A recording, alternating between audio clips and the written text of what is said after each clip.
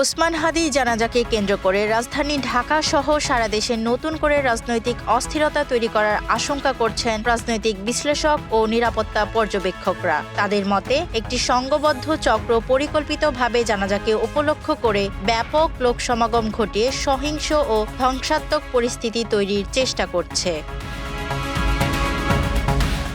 প্রবাসী সাংবাদিক জুলকারনাইন শাহের সামাজিক যোগাযোগ মাধ্যম ও বিভিন্ন আলোচনায় দাবি করেছেন, জানাজার নামে ঢাকায় লোক জড়ো করে বিদেশি দূতাবাস, সরকারি স্থাপনা এবং গুরুত্বপূর্ণ রাষ্ট্রীয় অবকাঠামোতে হামলার চেষ্টা চালানো হতে পারে। তার মতে উদ্দেশ্য একটাই, দেশকে গভীর অস্থিতিশীলতার দিকে ঠেলে দিয়ে চলমান রাজনৈতিক ও নির্বাচন প্রক্রিয়াকে বানচাল করা। এই প্রক্রিয়ারই অংশ হিসেবে ৩০ বা ৩১ ডিসেম্বর গুম কমিশনের মাধ্যমে আরও কয়েকজন সামরিক কর্মকর্তার নাম প্রকাশ করে পরিস্থিতিকে আরও ঘোলাটে করার চেষ্টা হতে পারে বলে আশঙ্কা করা হচ্ছে।